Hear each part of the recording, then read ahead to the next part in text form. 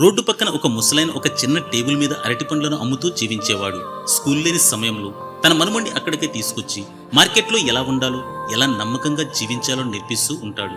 ఒకరోజు ఉదయం పండ్లు అమ్మే సమయంలో అకస్మాత్తుగా ఒక కోతి అక్కడున్న కొన్ని పండ్లు తీసుకుని వేగంగా పరిగెత్తింది. ఇది చూసిన రాము కోపంగా ఆ కోతి వెనుక పరిగెత్తాడు. దాంతో ఆ ముసలాయన పెద్దగా అరుస్తూ, అరే రాము, ఆ కోతి వెనుక వెళ్ళొద్దురా, పండ్లు పోతే పోని, ఆ కోతిని వదిలే అన్నాడు. రాము వెంటనే తిరిగొచ్చి, తాతయ్య, మీరు ఎందుకు ఇలా మాట్లాడుతున్నారు? ఆ కోతి పండ్లు తీసుకెళ్తే అది చాలా చిన్న విషయంలో భావిస్తున్నారు. అదే ఒక మనిషి పండ్లు దొంగిలించుంటే మీరు ఇలాగే మాట్లాడుతారా? అతని పట్టుకుని తప్పకుండా శిక్ష విధిస్తారు కదా. మరి కోతి విషయంలో దొంగతనం తప్పనిపించలేదా అని అడిగాడు. తాతయ్య మెల్లగా నవ్వుతూ, కన్నా, నువ్వు చెప్పింది నిజమే. మనుషులు దొంగతనం చేసి శిక్ష అవసరం. కానీ ఆ కోతికి ఏది మంచో ఏది చెడో తెలియదు. ఆకలి వేస్తే దొరికింది తినడం మాత్రమే తెలుసు.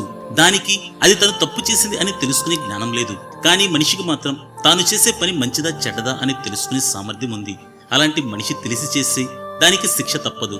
రాము, ఒకటి బాగా గుర్తుపెట్టుకో, తెలియక చేసిన తప్పులకు ఈ లోకంలో క్షమ అనేది ఉంటుంది.